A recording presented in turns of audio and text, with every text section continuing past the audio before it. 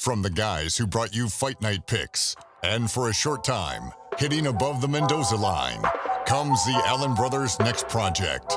Let's tear the cover off and join in 15-minute card breaks. Fight Night Picks is brought to you by Vertiball. Head on over to their website. It's vertiball.com. And listen, it's an awesome product. It's a local company out of New Brunswick, Canada. So make sure you support those guys locally as well as Fight Night Picks. But they're the only mountable portable muscle massager. They can stick on any smooth surface. They've got an industrial strength suction cup. Can support over 100 pounds of pressure. You can get really into those deep knots. I have one here at home. I use it for my back and my shoulders from holding up that Fight Night Picks Pick'em trophy. But listen, make sure you check them out. It's a great product. Like I said, they're recommended by physiotherapists, masseuses, and chiropractors across Canada, the US, UK, and Australia. And they're used by countless professional athletes like Minka Fitzpatrick on screen there, as well as Clellan Farrell of the Raiders. So if you head into the cart, make sure you check them out. So I've got a Vertiball massager in my cart right there. Use the promo code FNP. You're going to save 10% off your order. You're supporting this company here that I'm very passionate about in New Brunswick, Canada, and you're helping out us as well. So make sure you check them out, vertiball.com, promo code FNP, 10% off your order. And without further ado, let's get into it. Ladies and gentlemen, recorded in Fredericton, New Brunswick, Canada. It's time for Fight Night Picks with your host, Craig and Matt Allen. Ooh boy, and we are back and we're live for Fight Night Picks question mark kicks, getting ready for UFC Fight Night.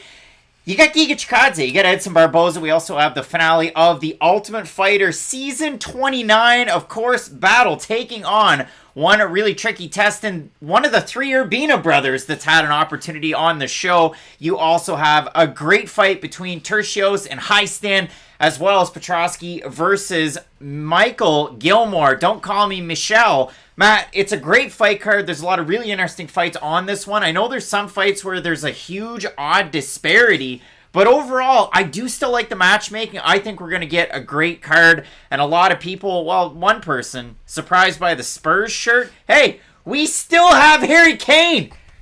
Look at it. They still have Harry Kane. Still got him. Let's go. This could be a really good card. Now, I don't watch a lot of soccer personally, but y'all know I'm a big Raptors fan. Gotta support the hat, gotta support the team. I'm really excited for this card. Edson Barboza and Giga Chikadze, we've been spending most of our lives living in this striker's paradise, and these are two of the best strikers in the whole of the UFC. They can both box on the inside, they can both kickbox on the outside. Two tremendous strikers, and two just purely entertaining fighters at the end of the day, and I know that's what people really care about. And, of course, we gotta mention, Dana Rodriguez fighting Kevin Lee. That's probably the fight that I'm looking the most forward to, because Kevin Lee was a top contender at 155 pounds. Kevin Lee was the hotness at lightweight. And then at welterweight, he's had mixed results. This will be a really fun fight against Dana Rodriguez, who I think is a really, really tough test for anybody at the weight class, and especially for Kevin Lee, looking to make his return, I guess, to the cage. Mac L, Craig versus Lock of the Night, settle the beef. Manpreet's Canadian. What beef is there? I don't know about it. Ray Quinones, how are you doing? Corey McGregor is saying, Giga, bless is saying, let's go. Naveed F, let's get into it, and so on and so forth. Really appreciate everybody for tuning in to the show, and if this is the first time that you've tuned in, we really do appreciate it. You can toss a like. Those are free. If you want to support the channel, you can hit up the super chat down below. Matt, you were talking about it. Crypto Miner Build saying, let's get into it as well. Let's throw it on over to the fight of the night screen, and we have it right there. I mean, yeah, how could you not go with Barboza, Giga Chikadze? You talk about a striker's paradise, and on paper, such a close matchup. The money's kind of gone here and there throughout the week. Giga's gained, Barboza's lost. Overall, it is close. I think when I last looked, Giga was at even money, and Barboza was around a minus 120 for this one. This could be a phenomenal fight. Again, I don't really know how much more I can set this up, or I don't really think I can say anything that hasn't already been said. Giga Chikadze is a former Glory kickboxer. That tells you how good he is on the feet. And with Edson Barboza, I would argue he's one of the best MMA strikers of all time. I don't think I'm going to get much pushback when I do say that, because he can kind of do everything on the feet. He's got knees, he's got kicks, he's got punches. He's the only fighter in UFC history to have wins coming via leg kick, body kick, and head kick. That tells you just what a special talent Edson Barboza is. Great fight for sure. And then if we go with our other pick, I mean, Kevin Lee, Daniel Rodriguez, we talked about it, but this should be a great one over there in the comments section.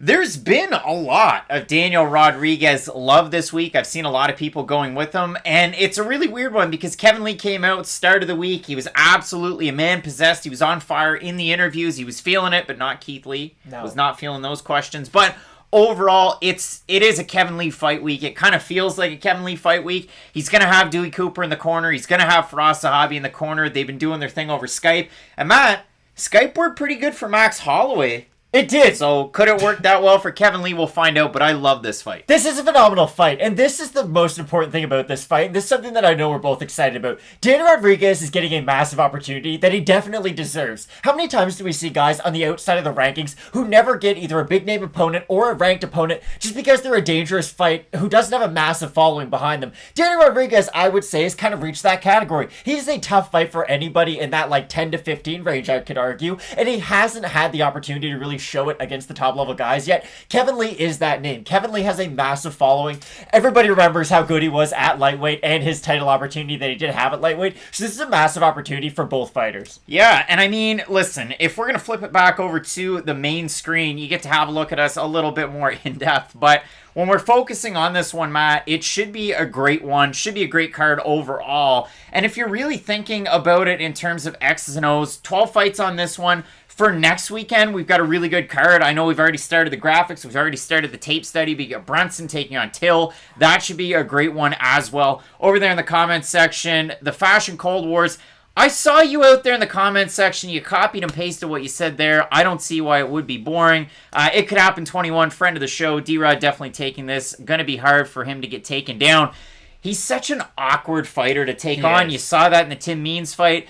And then he has these 50-50 fights against guys maybe shouldn't, like in the Gabe Green fight who was in on short notice, the Dalby fight that I thought that he won. Regardless, that one should be a great one. And really appreciate everybody. Rob G saying, where are the suits? Those only come out when we're doing the fight companions. And those are for the pay-per-views. We don't do them for the fight nights. Tonight is going to be a great opportunity because after the show, Matt, we've got some props in front of you. If you haven't checked out our second channel, it's called 15-Minute Card Breaks. So that's a cue. We got some CFL cards from here in Canada and some new UFC Select 2021 Panini cards. We're going to be opening those. We're going to be talking about them. You can check that out. There's always a link down below in the description where you can find our second channel, 15-Minute Card Breaks. All right, Matt. So what we're going to do... We're going to flip down from bottom all the way up to the top. If you missed out on any of the picks or predictions, you know this, that every single week at the very end, we go back through everything and through the notes. Craig P. Higgins is saying, is Alhassan's only chance in the first round? Yeah, he definitely is. That's a tricky fight. All right, let's start down at the bottom, Matt. Guido Cannetti taking on Mana Martinez. I made a mistake in the graphic this morning when I made it. In the fact that Mana Martinez, I didn't put the asterisks because he did miss weight by 5 pounds. 5 pounds over championship weight, 4 pounds over the weight limit.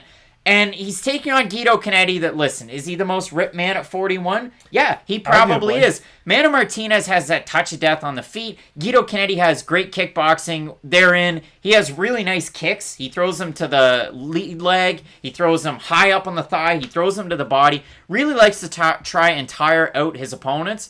Sometimes it happens, sometimes it doesn't. But for Mana Martinez, missing weight by that much, couple that with the fact that it's obviously unfortunate that for him and everybody at Metro Fight Club that their coach, Saul Solis, passed away here in the last couple of weeks. I'm sure that was a reason as to why he missed the weight, including the fact that it was on short notice. And again, Mana Martinez, he was supposed to take on a couple of different fights. The Trevin Jones fight was one of them.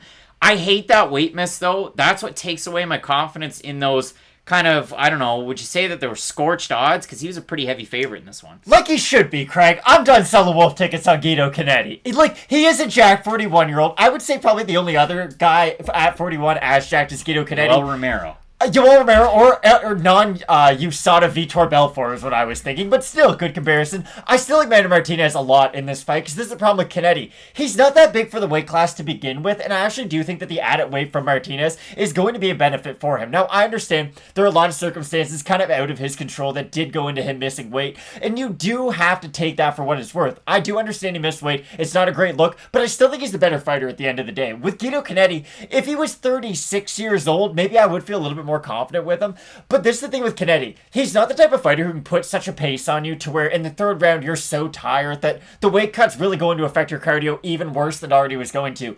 I thought Manny Martinez was going to win this fight by stoppage, and I still think he's going to be able to get it done against Cannetti. I do agree that I'm a little bit worried about his cardio after the weight miss, but I do still like him to win the fight. Billy Hazelton saying Trinaldo's a beast too. Trinaldo is just an oddity in those lower weight classes, but now he's up at 170 pounds. He did lose to Muslim Salikov handily.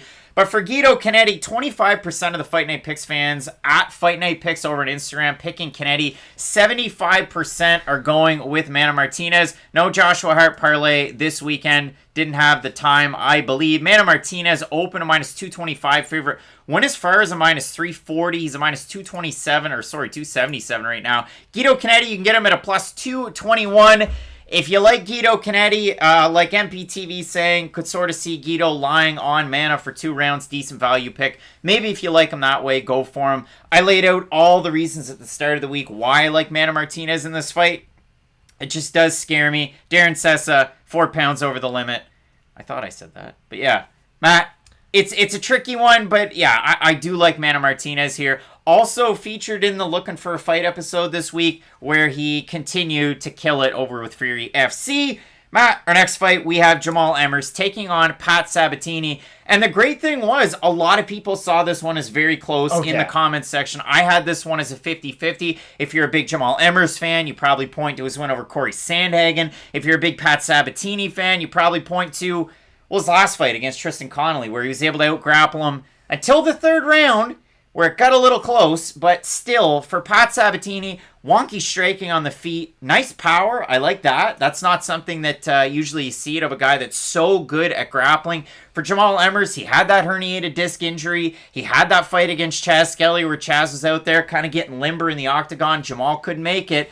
So ultimately, Emmers has been off for a while, didn't require surgery for the herniated disc, I worry about that, like Orion Kosi was on the channel. So, yeah, it's a tricky one. I mean, Blessed saying, hello, Emmers, what's up, are you alive after Giga? Well, he lost a split decision. Like, that was a close fight. So he has had good and close fights, and he's been matched up with very good fighters throughout his short UFC tenure. So I love the matchmaking here. Again, I could see either guy winning. I wouldn't put a play on it, but my play at the start of the week, and my guy that I guess I was going with, still Jamall Emmers. This should be a great one. Luis Rodriguez, keep up the great works. Work, guys. Much love from NYC. We appreciate you, Luis. Matt, so what are you saying here? Any change of opinion? Why is this fight buried so low on the prelims? Yeah, that's my question. Because it is a genuinely great fight. Like, Pat Sabatini, if he is able to win this, I don't want to say he becomes like the submission guy at the weight class, but I'm going to say what I did at the start of the week. Pat Sabatini's style does remind me a lot of Grant Dawson's. Now, I understand Grant Dawson is the much more natural wrestler. He's the better wrestler out of the two, but I will agree with you that Sabatini on the feet, he is just kind of awkward. And I won't say he's awkward like a Yair Rodriguez is awkward. He's a little bit more stiff with his movement, but when those strikes do land, they do have great effect. The issue with Sabatini's striking style, though, is he does leave himself very upright when he is striking, and a guy like Jamall Emmers, I think, can counter him on the feet with those looping hooks. Now, it will be interesting because this fight is going to come down to the wrestling probably more than anything, and the thing I like about Jamall Emmers is not only can he get the takedown offensively, he does have really good footwork on the feet as well to prevent any takedowns, so his defense is quite good. I'm really excited for this fight, but I do still agree with you. I like Jamall Emmers in this one, but I do see this going to a decision. I doubt either guy's going to be able to get the finish. Yeah, I mean, I think fight to go the distance on this one. Let's have a look at the odds just briefly. Jamall Emmers, slight favorite, open to minus 145. You can get him at a minus 150 right now. Pat Sabatini at a plus 125. Fight to go the distance. Yeah, it's a minus 200. So if you like that, I don't think that's overly juicy. Rob G hitting us up in the super chat. Great job, as always, guys. Big love from England. Listen, maybe that's where my friend just moved to England on Tuesday. The love or the disdain for the Tottenham uni. But yeah, over there in the comment section, I want to hit on Bob Collins' comment as well, saying, hey, fellas, just curious if we've seen Kingdom. I never have, but honestly, I would. I've just never seen it. I've been told it's good, but yeah, I also have never seen it. Corey McGregor on with Craig, that's a bad injury, or will that show? I don't know if it will. That's the thing. And for Jamall Emmers, I think one of the positives that you can kind of float out there, he's been training at MMA Gold and Team Alpha Male for this one, not at his regular Pinnacle MMA. I think with that wrestling and grappling that he's going to get there from guys like BKFC's Chad Mendez, I think that's really going to help out in a fight like this. So for those reasons, I like Emmers, and I like him, standing as well. No, I agree 100%. All right, well, moving into our next fight. Let us know in the comments section who you have. Aldrich versus Demopoulos over at Fight Night Picks on Instagram. 79% going with Aldrich to the 21% on the short notice. Crystal Vanessa Demopoulos. Listen, she was originally supposed to compete at LFA 114 this weekend, and her teammate, Tracy Cortez, was supposed to be taking on JJ Aldrich. And I say that because her teammate, she's since switched gyms. For Vanessa Demopoulos, she was always somebody competing out of Alliance in San Diego. Now she's set up in Arizona at a Fight Ready MMA. I absolutely love the connection there. I think that Santino DeFranco, Eddie Cha are great coaches. They didn't have the best success last weekend with the UFC Fight Night card, but overall, I think they really do good work with their fighters. Demopoulos has said in some of those interviews that she's kind of coming out with a new game plan. She's a totally new fighter, and she's been a very good fighter. And you look at some of the losses recently, I mean, there's the two big ones, right? Lupita Godinez, that's going to happen. And let's, instead of focusing on losses, let's focus on a big positive of a win. Look at the one that she had over Sam Hughes, who ended up getting into the UFC. Who got mopped by Tisha Torres. Sam Hughes got beat for a while, and then Vanessa Demopoulos was able to submit her in her crazy inverted triangle. Bob Collins hitting us up in the super chat. I'll make you a deal. I have Monday off from work. I will watch at least one episode of Kingdom, and I will come back next week with a review. Don't you worry. There we go. So when I look at this one, ASD is saying, I don't know, Aldrich fought only bums if you look at her history. But she's been in the UFC for a while. And that's the thing about JJ Aldrich. Her level of competition, I will argue, is better than Vanessa Demopoulos'. And the thing about Demopoulos is that she is kind of like a female Juliana Rosa. And I understand there might be a little bit of pushback on that, but it's true. It's a lot of forward pressure. I try to outlast my opponent, then I'm going to win by submission. And that's pretty much the game plan through and through. My issue with that game plan is I just don't think she has the wrestling to take down somebody like JJ Aldrich. And I'm not here to tell you JJ Aldrich is like Tatiana Suarez in the wrestling department, but she's the much bigger fighter in this fight, and that's the separation that Demopoulos has from Tracy Cortez, who would have been Aldrich's original opponent. Tracy Cortez is big for the weight class, and she has a wrestling background. Her bread and butter is her wrestling. When Tracy Cortez fights, she goes for a lot of takedowns. With Demopoulos, she does try to mix in her striking with her wrestling a little bit more than Cortez does, but my issue is that neither one of those stand out as much as Cortez's wrestling does. Demopoulos has great jiu-jitsu, but it's kind of like Brian Ortega, where Brian Ortega has great jiu-jitsu, but his wrestling's not at that level that his jiu-jitsu's at. So for Ortega, it's, I have to hurt you on the feet, I have to like clinch you up and try to drag you to the mat. With Demopoulos, it is, I'm going to make you tired, and then once your power bar starts to drain, then I might be able to take you down. That works against lower level fighters, and listen, if you think Aldrich is one of those fighters, then I can't argue against that, but I personally believe Aldrich can be able to get this one done. Clay Loiseau, always out there in the chat, and I wanted to hit up Wade's Venture. Appreciate the super chat up there too, saying that I would have bet on Cortez over Aldrich easy. I would have too. Yeah. Lausnon's in agreement. I do agree with that. We're pretty well all in agreement on that one. But yeah, it is a tricky fight. I mean, you got to remember, Vanessa Demopoulos is a strawweight now. She's talked about in the past. She's competed at jiu-jitsu tournaments at 125 pounds. She's actually the heavier fighter. Well, on weigh-in day, half a pound more. If you look at the odds, though, listen, does anybody actually like JJ Aldrich at a minus 429? Not at all. Because I think that one's insane. Demopoulos plus 327. If you're betting, and it could happen 21, you're saying it. Women's MMA, anything can happen. Aldrich at a minus 440 is crazy. Yeah, it is. It's absolutely insane. Ethan Schneider, can't wait for the FNP parlay. You give me one more week.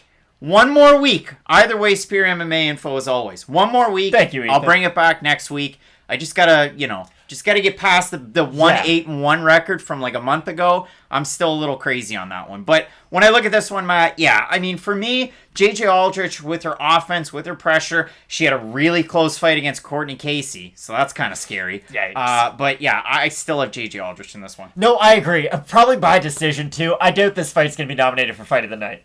Yeah, that's a tricky one. All right, Matt, we'll move into our next one.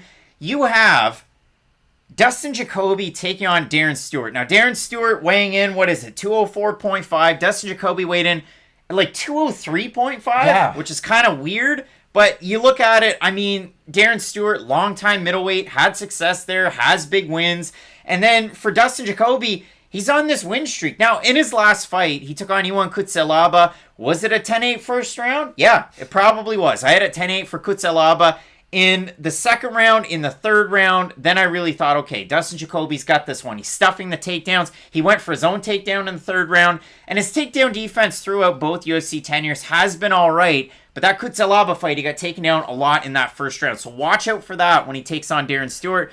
Wade's venture, I'll try and go into it as far as how I think it's going to end, but that one's just like a... I was going to say, the only thing you can take our word on is the person we think will win. The rest is just us really taking a big guess. This thing about this fight, I think we both agree Darren Stewart's not a light heavyweight, right? That's my really big issue. He doesn't really have the frame for it. It's kind of like when you look at Dalcha Lungiambula, and you're like, wait, you're 5'8"? Wait, you used to fight at heavyweight? Exactly. Like, I tower over this man if I would ever see him in real life, but he weighed at heavyweight, which is kind of ridiculous. Dustin Jacoby is the bigger fighter in this fight, and this is the thing. He doesn't have to worry about getting taken down from Darren Stewart. And the weird thing about Cutelaba, and I know he did get taken down a lot by Ion in that fight. In the first round. In the first round. But even look at Cutelaba versus Jared Cannonier. Like, Jared Cannonier's a really good fighter, and Cutelaba was able to take him down 4 or 5 times in their fight. So getting taken down by Cutelaba, I don't think is that big of a red mark against your career. And I do think Jacoby's at least the more technical striker in this fight. I think he's going to be, from point A to point B, a lot faster than Darren Stewart, because the thing I like about Darren Stewart is, yeah, he has that one-punch knockout power. The problem is that he's one of those, like, aim big, miss big kind of guys, and when he does miss those big shots, he leaves himself wide open. If Eric Anders can counter you on the outside, then I certainly think Dustin Jacoby can do the same. Like, when I look at this one, if you go with Darren Stewart, do I like his grappling? Sure I do. I think he's great at grappling, and I think that's where he definitely shines. He has the power. There's reasons why this guy had success at 185 pounds. 100%. Like, there's all the tools that are there. It's just bringing them all together on Fight Night. Brandon Woodward. Yeah, Thank you, boys. Brandon. Appreciate you, Brandon. The Super Chat's lighting up today. Thank you, guys. Super Chats. Likes are free. But when I look at this one, Matt, for Darren Stewart, he's been training at Renegade BJJ for this fight. And that's, I love to see that out of him. I think that's definitely a huge plus for him, especially with the Edwards brothers, with Aiden Lee. We can go on down the list. For Dustin Jacoby at Factory X, you're only going to get better at the areas where Darren Stewart's good at, too. You're going to train some of that wrestling, in addition to the fact that it's called Factory X Muay Thai. And for Dustin Jacoby, one of the more technical strikers out there. With Eric Anders, he can mix it up with the wrestling to set things up with his hands, which is normally the Darren Stewart special. That's exactly what he does. But for Dustin Jacoby, yeah, if he gets pressed up against the fence, he does struggle a little bit with some of that pressure, so we'll see how he makes out in this one. If we have a look at the odds, Dustin Jacoby coming in the favorite at about a minus 200 for Darren Stewart, a plus 160 or thereabouts.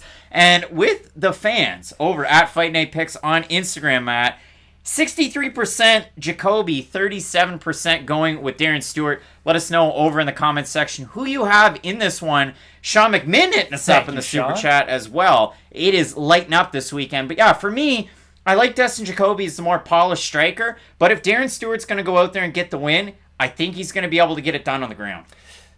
I think that's tough. I just don't see Darren Stewart shooting a lot of double legs in this fight. It's kind of like when you said Demopoulos said, oh, expect a different game plan. Casey Kenny said that before he fought Song Yadong and still decided, I'm going to box with this guy. Like, I don't know the Darren Stewart. I do think he's the better grappler. I just don't think he's so much better at grappling that that's going to be the big difference in this fight. I like Jacoby in this, and I wouldn't be surprised if he won by knockout. After we saw Darren Stewart really struggle with the power from Eric Anders at 205, and even Eric Anders used to be a middleweight. Like, that's not even a solidified light heavyweight. I think this is going to be a tough fight for Darren Stewart. And this is a guy who normally picks Darren Stewart in these prediction videos. Yeah, that's it. I've got Dustin Jacoby in this one as well. We'll move on, Matt, to our next fight. We have Smiling Sam Alvey versus Wellington Turman. And Matt, in this fight, this is the biggest red flag, pop and popcorn, 50-50 fight. I'm not going to stress that enough. This is stupid, this fight, because Wellington Turman got knocked out not that long ago by Bruno Silva. Bruno Silva is a knockout artist. Things like that happen. He got knocked out in his second to last fight as well in the first round. You hate to see it. For Turman, he's got a big, win over Perez in the UFC, so he's got that. For Smiling Sam Alvey, it's been a long time since he's won, but he did have the draw against Daun Jung, who looked pretty good against William Knight, so you got that. I mean, for Smiling Sam Alvey, it's definitely not the sexiest of run as of late. It's a pretty bad run. You look at his record, 33-15-1. He trained with Vince St. Preux, the 5-on-in. Knocked out by Jimmy Crute. Lost a decision to Klidson Abreu, who's not very good. Lost a split decision to Ryan Spann. Thought that he beat him. Split, that's a draw against Daun Jung. And then he got submitted by Julian Marquez. And both of those guys got tired. and kind of wobbled. Cool Banana Boy is saying, yep, Turman's winning this one. Craig P. Higgins, Alvey could do it. Turman is garbage. Matt, they both are. Is Turman that garbage? And we never want to call guys scrubs or garbage on the show. But we don't. Sam Alvey's on a rough run. Wellington Turman's been knocked out twice in a row. And he's 2-3 in his last 5, and he got knocked out by Aldrich Sanchez. This is the best way to sum up this stage of Sam Alvey's career. The first thing they're probably going to say about him when he walks out to the cage is, this guy is just so happy all the time. They're not going to mention his boxing or his takedowns or his submissions. They're going to talk more about how, like, goodness, we saw him around the Fighters Hotel, and he was just in such a great mood. It's because there's not a lot to talk about when it comes to in-cage skills in Sam Alvey. He has okay power at this division, but again, it really comes down to him outlasting his opponents and then trying to make up the difference in that third round. Wellington Turman's not a good UFC fighter by any stretch of the imagination, but Sam Alvey could still probably beat him. That's the thing. You throw up all the red tape, and it's more than justified because Wellington Turman hasn't proven that he's been able to beat guys like Sam Alvey. And here's the thing. Most guys in the UFC have been able to prove that they're able to beat guys like Sam Alvey. I'm going to stick with my original pick of Wellington Turman, but I wouldn't be surprised whatsoever if this is a fight where he wobbles Sam Alvey in the first round and then gets tired trying to knock him out. And then Sam Alvey just slowly works his way back into the fight and somehow wins the second and third round. I'm going to stick with Turman, but I could more than likely see that last situation happening. The best comments from Justin Villegas. Hopefully I pronounced that properly. When you start betting on Sam Alvey, next stop is the dog track betting. Because, yeah, you might as well just throw your money into a furnace. Matt, 52% of Fight Night Picks fans have Sam Alvey. 48% going with Wellington Turman. 262 total votes to 241. If I have a look at the odds quick, they're pretty close. Sam Alvey got up as high as a plus 126. He's a plus 104 right now. Wellington Turman, minus 126. I have Wellington Turman. Corey McGregor liked that I showed that he signed his own hat and then wore it on an airplane. That was weird. But yeah, for me, I like Wellington Turman with the grappling, with the wrestling. But if he gets tired early, that's a big issue. That's a big red flag, and it gets you a little scared. I still have Turman in this one, but it's not with the most confidence. Hopefully, me throwing 5 or 6 buzzwords out there that way locks it up. Yeah, I really can't say anything more. This fight and the Emmers Sabatini fight should switch places on the card. This should be much lower. All right. Now we got a weird one, Matt. Alessio Di Chirico taking on Abdul Razak Alhassan. Fresh E is hanging out over here in the comments section. Cameron Reiki saying Smiling Sam has this easy. Okay, Matt. So for Abdul Razak Alhassan, switching camps. And I never thought I'd be saying that. He's a guy that's been at Fortis for a very long time. Obviously lost 2 key years of his prime. And since he's come back, the fight against Munir Lazez looked great at the start. Looked really good. And then gassed out. And then you just continue to go on down the line. He gets knocked out by Chaos Williams. He kind of blows his load and gets out-wrestled by Jacob Malkoun, a guy that for years was said was the next thing in that Robert Whittaker camp. And he gets starched by Phil Hawes. So I thought, there's no way in heck that Abdul Razak Alhassan is going to lose, and then he did, and he looked bad. Now he's taking on Alessio Di Chirico, a guy who's had close fights against good fighters, namely Mahmoud Muradov, who's on this card. For Alessio Di Chirico, very well-rounded, has his own gym called Gloria MMA over in Rome, but he's been training in the States a little bit for this one, in Texas at Evolução Thai. Didn't think there was going to be one of those in Keller, Texas, but there is. So, Matt, I love this fight because is Alhassan going to knock him out in the first round, or does Di Chirico take over and maybe even win a decision? This is a really weird fight. Now, I hate it when they say, oh, this guy trains with this other fighter, so they must be good. The best example of it, who's that handsome guy who trained with Adesanya and got knocked out?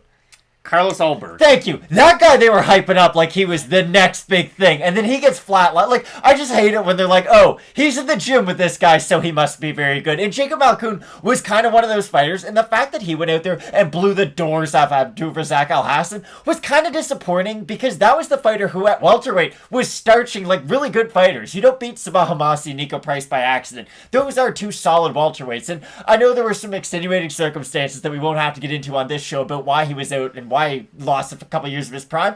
I just don't think Abdul Razak Alhassan at middleweight is any more dangerous to Alessio Di Chirico than Joaquin Buckley was. They both kind of have that same opportunity to get the knockout win. They both have that one big shot knockout punch power. And honestly, I think Joaquin Buckley probably has better cardio than Abdul Razak Alhassan at this weight class, if I'm being completely honest. Now, I'm not saying Di Chirico's now going to go out there and head kick Alhassan and we're all going to lose our minds, but I still think he's at least defensively solid enough to avoid that big shot early on. And look Look at the Julian Marquez fight. He basically wins that fight by holding Marquez up against the cage. Chirico doesn't need to make this fight exciting to win it, and that's why I think he's going to be able to get it done. Matthew Moore, I've been in Italy for a month, and the fight starting at 1 a.m. is always an awkward time. I bet it is.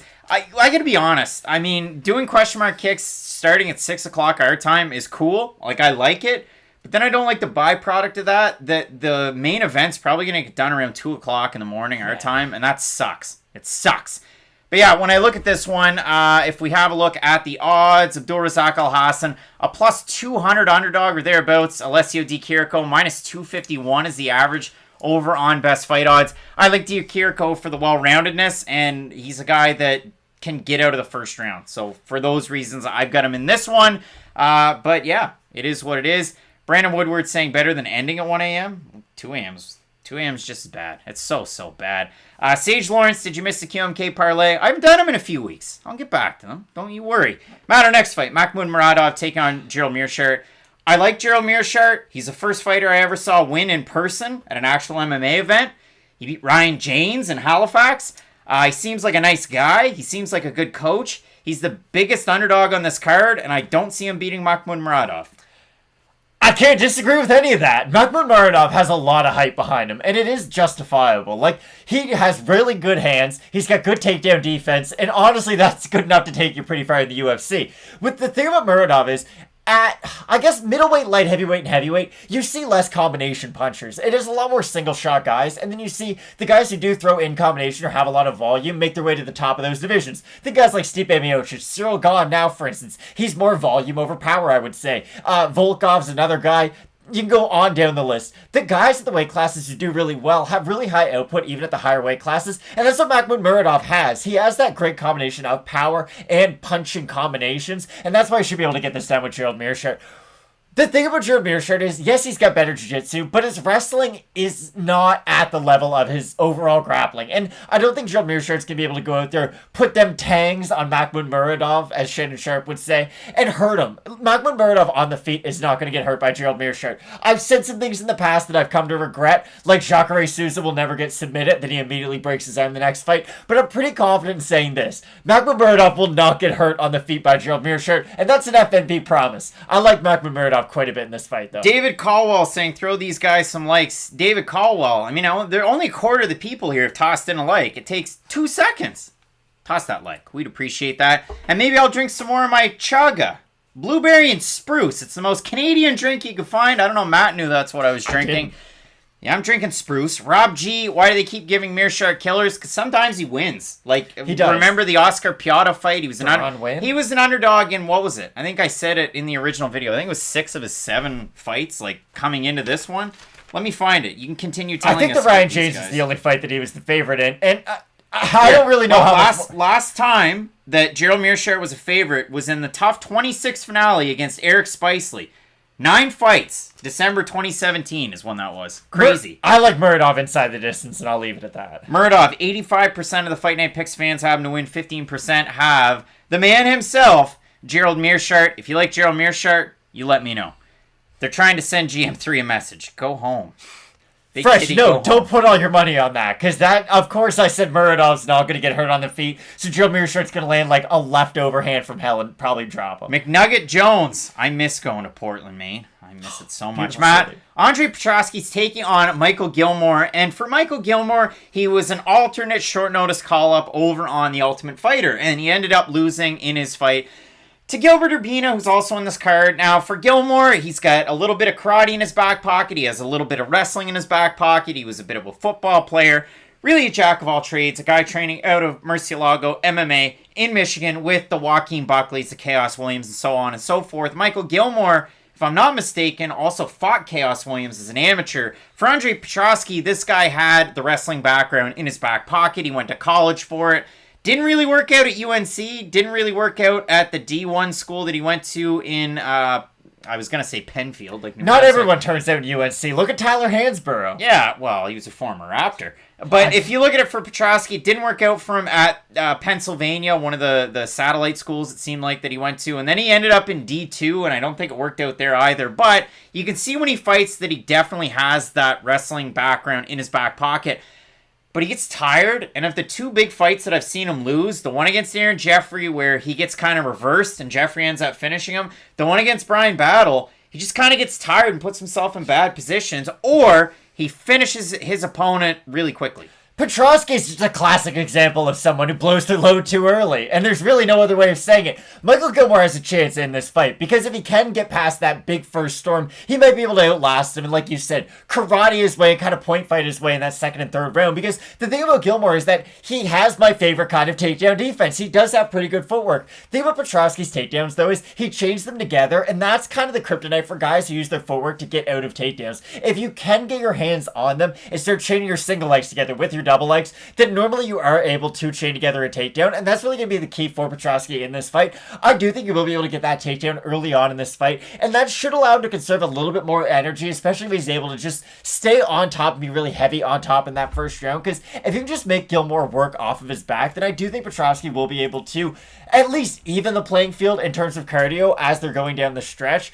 But I do have to stick with my pick from earlier on in this week. Petrosky's the second biggest favorite on this card, I believe? He's a really big favorite. If we have a look at for this one, Muradov was like a minus 700 on certain sites. If you look at it for Petrosky, he's a minus 550. You look at it for Gilmore, the level of competition into this one, not including the fight on The Ultimate Fighter. Perry Stargell was his last fight in 2020, 1-1. Before that, Ken Hunt, 2-2-1. Eric Lyon, 2-3. He got submitted by 2-0 Randy Patino back in 2018, so not a lot of, not a really good level of competition for him. For Petrosky, he was fighting decent names, losing to Aaron Jeffrey, who you're going to see in the UFC. He's going to win on Contender Series, and then he's going to end up in the UFC. I think he's going to make some noise. I think Aaron Jeffrey and Anthony Romero, those are the two Canadians. Could you say Aaron Jeffrey is the 2021's Gavin Tucker? I think he's going to be good. But yeah, I don't see Gilmore winning this one. Unless Zach saying fight doesn't go the distance seems a lock. If I was to pick Gilmore, I'd pick him to win by decision. I think Petrosky be difficult for him to take out because I don't see him submitting him. That's the only thing. No, I agree. But I like Petrosky in this one for sure. No, I agree 100%. All right, Matt. Next one, we go into it.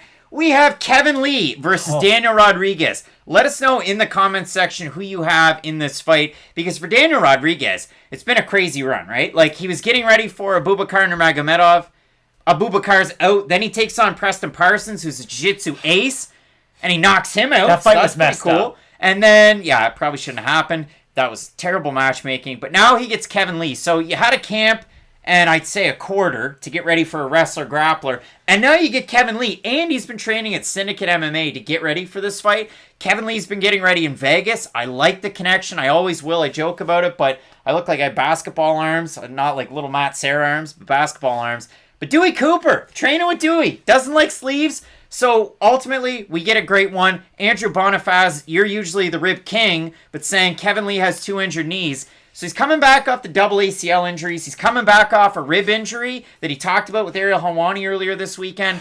I worry about them, but with my luck, Kevin Lee's going to come out here like a bat out of hell and make an example of Daniel Rodriguez. This is the thing. I know I say that the UFC every now and then does like a boxing fight, for instance. Like Chris Moutinho, Sean O'Malley. People are like, oh, Moutinho might beat him. But let's be honest. The UFC knows what they have in Sean O'Malley. They're not going to just give him these unheard of killers. The problem with Kevin Lee is he should have a warm-up fight, right? Like, we can all agree. A guy coming off 2 ACL like a Preston injuries. Parsons. Yes, exactly. No offense, Preston. No offense, Preston. You're really good. You could definitely beat us up. But you're not fighting us. You're fighting Daniel Rodriguez. And this is the thing with Kevin Lee. Kevin Lee's not a wrestler in the way that like Kamaru Usman or Colby Covington are wrestlers. Kevin Lee's more of a back taker with his wrestling approach. Kevin Lee uses his wrestling to then go into his jiu-jitsu. He doesn't just rely on, okay, I'm heavy on top, I'm going to use my ground and pound. Kevin Lee's objective is very similar to Damian Maia's. The difference is that once Kevin Lee gets you to the ground, it's, I'm going to go into mount, ground and pound, and then once you give me your back, it's pretty much over for you. Whereas Maia goes for that single leg up against the cage, and then slowly works his way around to the back. That's why he's going to have success grappling against Daniel Rodriguez. If Kevin Lee was just the classic wrestler who would stay on top, stay in that full guard, half guard, just kind of float between those two positions, I actually think Daniel Rodriguez could get out from under that, and his jiu-jitsu is good enough to at least work with the sort of basic grappling that some wrestlers can bring into the cage. The issue is that Kevin Lee doesn't just stay on top. He's like James Harden, where he'll only dribble the ball behind his back, so you can't steal it from him. if Kevin Lee's on your back, you're not really going to be able to get up the same way Daniel Rodriguez likes to get up. Daniel Rodriguez will give his back sometimes when he gets to his feet. And I know I'm bringing out a lot of reasons for why Kevin Lee can win this fight. Dylan R. makes a great point. Dylan, this is the point I make in every single video, and eventually it might happen. This is the thing. With Kevin, the Motown Phenom, I really don't think that he has the same level of explosiveness that we did see before those injuries. Just look at Thiago Santos. And I know with Thiago at 205, it's a little bit different. When you're at a higher weight class, and he's 10 years older than Kevin Lee, then the results might be a little bit different. But with those 2 ACL injuries, I am concerned for Lee. And I do think Daniel's going to be able to win this one. Well, out of the questions, what do we have for odds in this one? Lee is the favorite. He opened a -130, he's -146. It's been about the same since the odds dropped. For Daniel Rodriguez, open a +110, he's a +122. And at Fight Night picks for this one, Matt, 57% with Daniel Rodriguez, 43% Kevin Lee. Matt, I like Rodriguez because on the back, when he's moving back, rather, he's one of those guys that has power on his back foot, and that's not something we see all that often, especially when a guy's on the back foot behind the 2 black lines. The Tim Means fight is a perfect one for it. Ball Juice of Zeus. Appreciate you. But yeah, sometimes I'll rock a Tottenham jersey. Tim Means is who Kevin Lee should be fighting right now. Tim Means has a decent profile. He's more well-known than your average unranked welterweight. He's on a pretty good streak right now. He's looked great as of late. And he's a very winnable fight for a guy like Kevin Lee because he has good power on the feet, but he doesn't have the insane power like a Daniel Rodriguez to where you're worried that Tim Means can take out Kevin Lee with one shot. If he were to beat Kevin Lee, he would have to put in a big combination and whittle him down over time. I just think this is a tough stylistic matchup for Lee in this one, and that's why I've got to stick with Rodriguez. MPTV makes a great point, and I totally agree with you. Lee can take down D-Rod Brunson versus Holland here. That very well could be the play. I'm taking Daniel Rodriguez in this one as well, but I do worry that that's exactly what could happen. I saw a dogger pass up there further. So we'll move on from this one. I think this is a great fight. We have it as one of our 2 fight of the night opportunities. So Matt, let's move into the Ultimate Fighter finale at 135 pounds. You have Ricky Tercios taking on Brady Hiestand. The total votes at Fight Night Picks on this one, 73% with Tercios to get the win. He's also favored in this fight. But for Brady Hiestand, 22 years old, 5-1, and he looked great on the show. He's finishing fights against good fighters. And to me, again, I say that, the Vince Murdoch fight, both of them hurt their knees, but Vince ended up getting finished. Before that, Josh Reddinghouse is a really good fighter, and that's the thing. If you look at Brady Hiestand's record, he beat guys that weren't very good. There were a few people in the comments section this week that said, why didn't you guys focus on that? Well, I said it. I just said it. I said straight up, 5 wins, and what was the combined record? 1-24. It wasn't good. Was the record of the guys that he fought. But when you beat Josh Reddinghouse, even by split decision, this is a guy that was doing the damn thing over in Russia, fighting Sergey Morozov multiple times, who's in the UFC, who has looked but Morozov's a good fighter. Reddinghouse is a good fighter. For Hiestand to beat somebody with that much experience off the hop, that's impressive to me. And then finishing Vince Murdoch that was supposed to be in the UFC. Obviously, he had the weird brain injury that he had to kind of work through.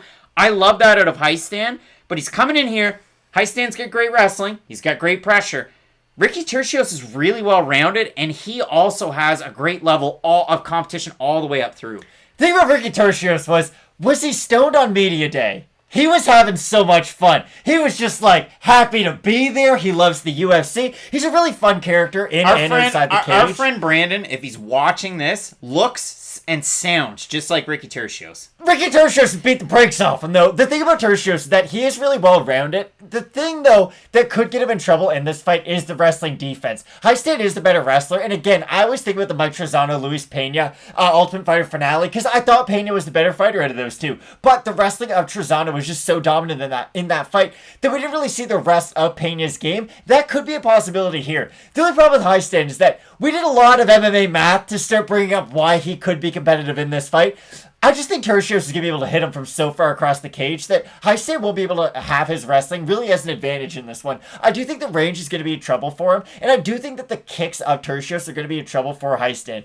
If Hiestand is able to win this fight, he is going to have to make it boring, and people hate it when I say that, but it's one of those truths. It's kind of a necessary evil sometimes. You can't go into fights against Ricky Tercios or I don't know, Kyler Phillips is another good example. You can't fight guys like that expecting to be like, oh, I'm going to beat them in a fight of the night style fight. No, if you get into a fight like that, you're kind of playing into their hand.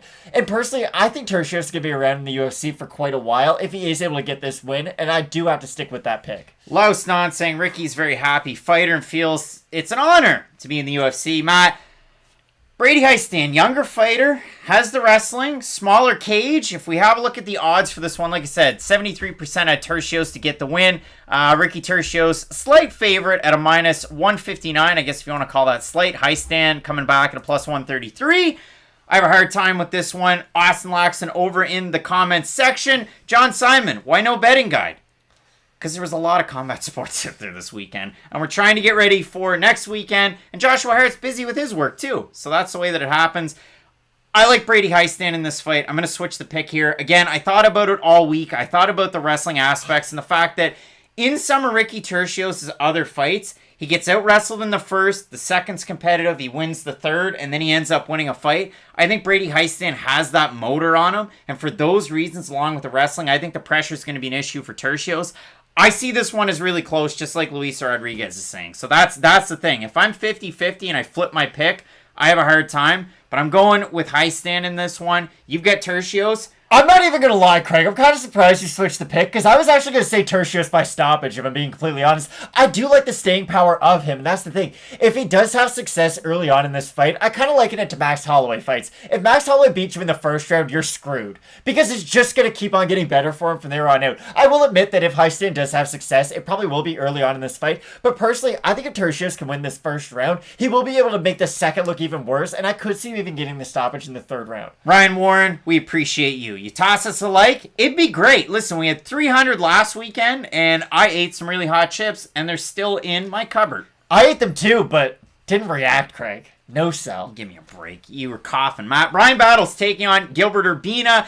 It's the fight that we get, not the fight that we want, and ultimately, you have two guys that can really do it in a lot of different ways. For Brian Battle, incredibly well-rounded. And I know I just said that about Tertius, but if you look at it for Battle, he can strike from range, he can do it in close, he can do it in the clinch. He's taken on a decent level of competition, but I do like the activity out of his overall game. He's one of those guys that didn't really come into MMA with a huge background, like it wasn't a Division I All-American, he wasn't a karate champion. He comes out of North Carolina, he doesn't necessarily train with Wonderboy Thompson, so I think a fighter from the Carolinas, you either train at Jim O or with the Thompsons, so that's it in my brain. But when I look at this one, Gore would have won. Gore would have beat all of these guys, and I think, listen, we've had guys signed to the UFC. I know Sholinian, if I'm pronouncing that properly, I got to go back through and watch again through all the tape, but I have my notes together.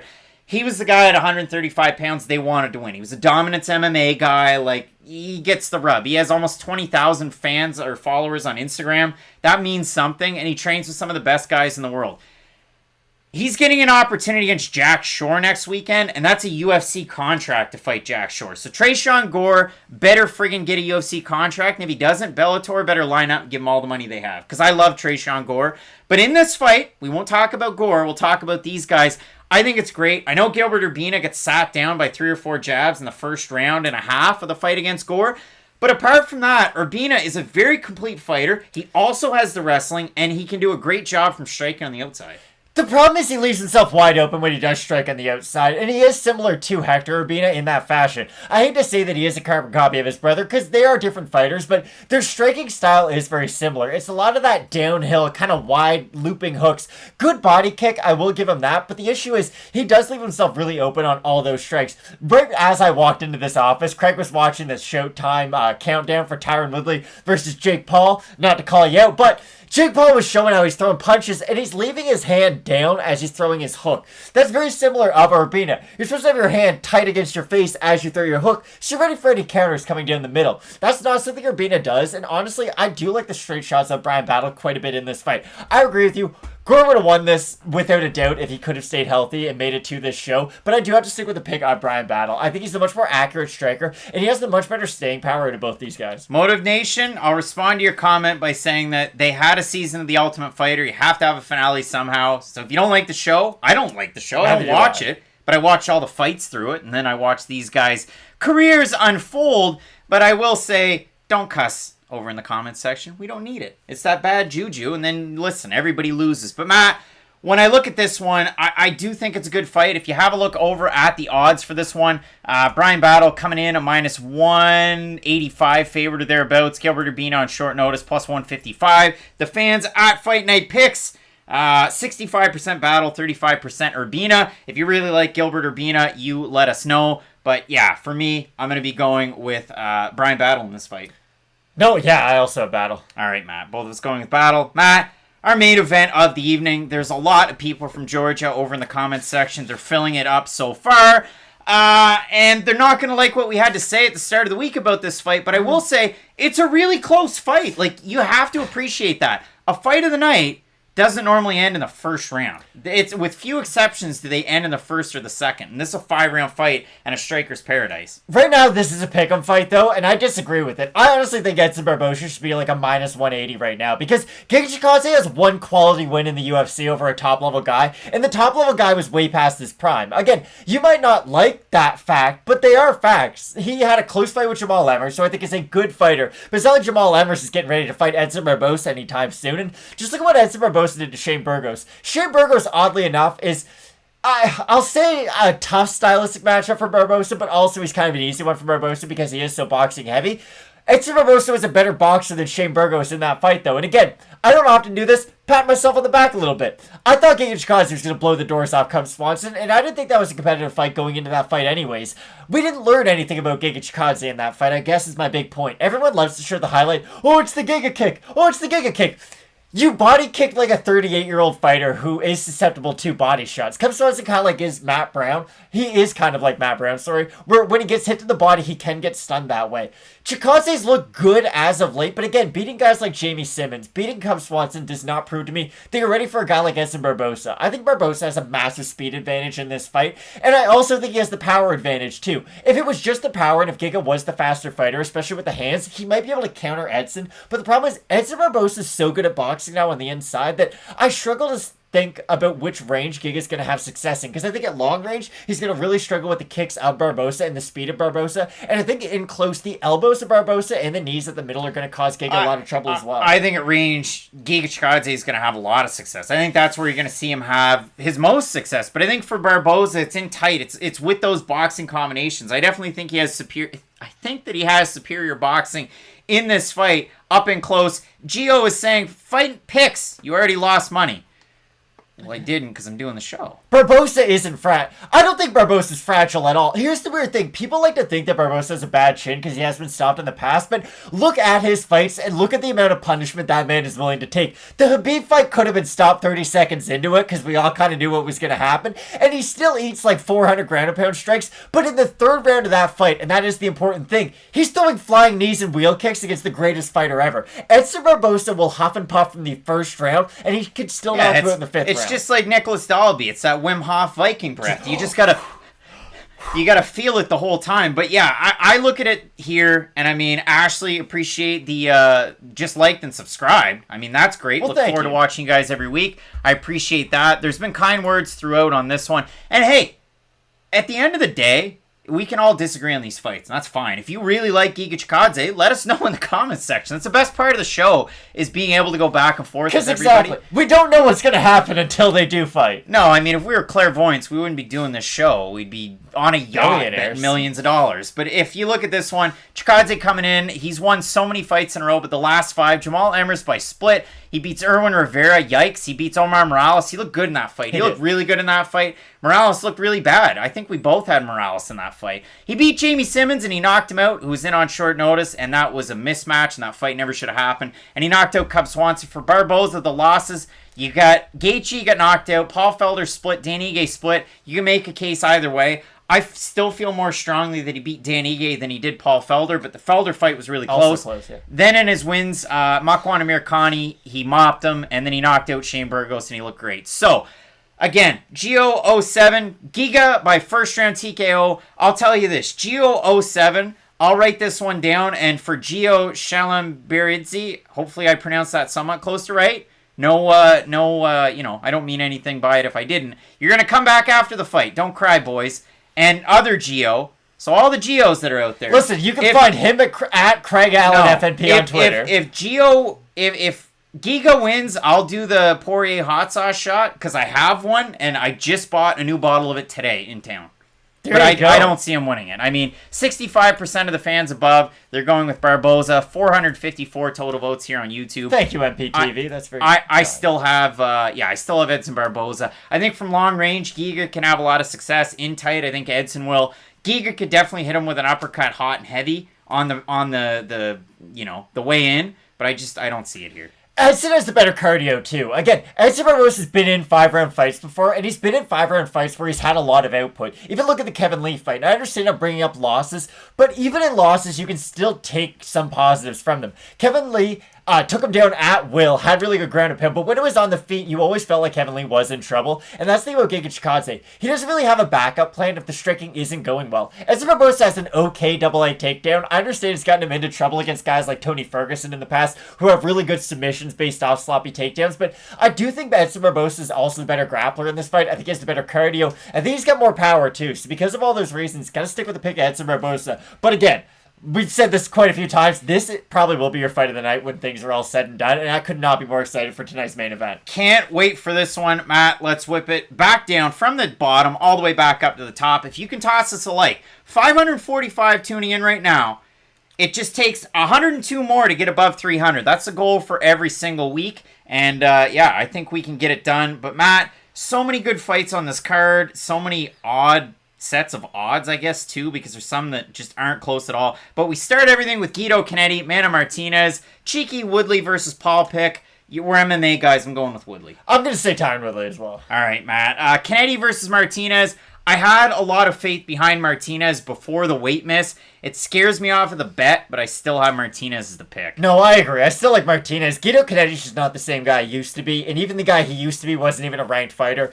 It's tough to pick Guido Cannetti at this stage of his career, so I will stick with Mana Martinez. All right, Matt. Next one. Emmers taking on Sabatini. I've got Jamall Emmers in this one, but it's a really close fight. Yeah, this is going to be a phenomenal fight, and I'm really excited for it. Sabatini has multiple ways to win this one, but I got to stick with Jamall Emmers. All right, next one. Aldrich taking on Demopoulos, going with, Colorado, I guess you can say now? JJ Aldrich, I think she's got this one. I think Demopoulos will probably end up dropping down in weight in her next fight, and that happens a lot. You have a fighter making their short notice debut up a weight class from where they normally compete at, and that's a huge detriment, unless you do have that one-punch knockout power to where you can catch your opponent early. Look at Terrence McKinney, he had a great example of that. You do have a chance to win, but if you're someone like Demopoulos who really relies on her cardio, on her lasting ability, I guess, I don't think that's going to be enough to take on someone like JJ Aldrich. All right, Matt. Next one, Dustin Jacoby taking on Darren Stewart, going with Dustin Jacoby in this one. Yeah, I think his combinations and his technique is just a lot cleaner, so I'll stick with the Jacoby pick. It could happen 21. I mean, I got a couple canker sores in my mouth, so it's going to hurt anyway, but I did the ghost pepper chips last week, and they were hot. It's not a full ghost pepper. I'll do a shot of that Poirier hot sauce, easy. Sam Alvey taking on Wellington Turman, the biggest pop and popcorn fight on this card. I've got Wellington Turman based on his pressure and his grappling, and I like his wrestling to get into the grappling. Sam Alvey's dangerous in those spots, though, so you should know that. And I talked about uppercuts earlier, but Sam Alvey, really sneaky when you try and get on the inside, but I still have Wellington Turman here. There's not a lot of positives to talk about when it comes to this fight. I'll stick with Wellington Turman, but again, that speaks more to the level or who his opponent is in this fight than anything else. I just don't think Sam Alvey's a UFC caliber fighter anymore. Oh my gosh, 13:37. Hey, buddy. Sometimes people get them out of stress, too. Alessio Di Chirico taking on Abdul Razak Alhassan. Going with Italy's Alessio Di Chirico here. Yeah, he's a much more defensively sound fighter, and he has by far the better cardio in this fight, so I'll also pick Alessio Di Chirico. Mahmoud Muradov taking on Gerald Mearshart. It's not even a question. I don't know if he'll knock him out faster than Chimaev did, but it'll be a very similar fight, I think. Petrosky taking on Gilmore. Petrosky. Yeah, Petrosky.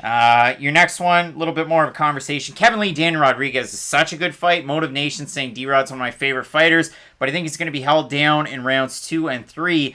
I think if he's going to get held down, it might even be earlier than that. But, for me, I've got Daniel Rodriguez.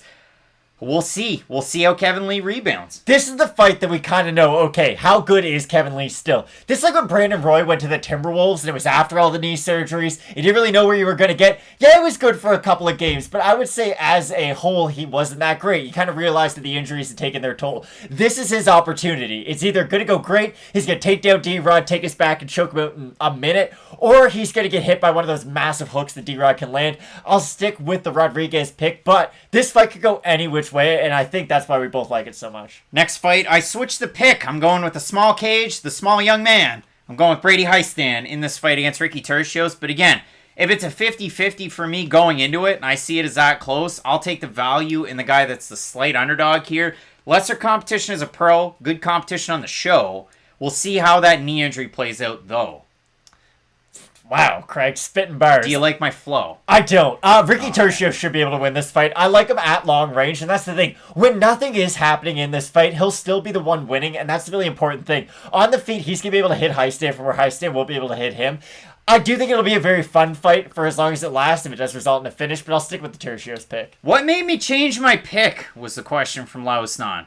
The wrestling and the fact that I thought about it even more about Tercios, where he has a susceptibility to getting taken down, then rallying back. I don't like somebody that has to rally back every time. But again, when I'm saying it's really close, then it's a really close fight. And don't worry, Ray Quinones, I've got Kingdom. I've already got the note in my phone. All right, Kingdom's going to be watched. Brian Battle, it'll be like a book club.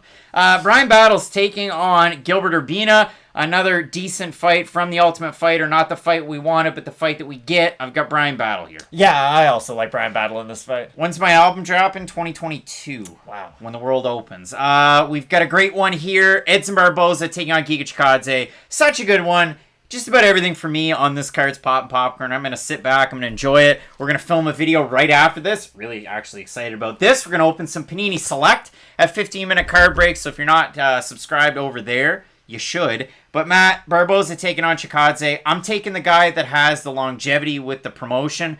I've got Edson Barboza here for so many reasons. Edson Barboza's fought some of the best fighters of our generation. He really had. Edson Barboza's like an 11-time All-Star in the NBA who's just never made it to the finals. You know, he might not be the best player on a championship team, but if he's your best player, you might make a conference finals, and if he's your second best player, you can definitely win it all. I think that's probably the best way to describe Edson Barboza's career, because he's come so close to the top of lightweight, and I mean now, honestly, Edson Barboza could become featherweight champion. There you go. I never thought I'd say that, but the fact that he is so big for this weight class, he doesn't have to struggle as much with the pressure wrestlers that you do find at 155 pounds.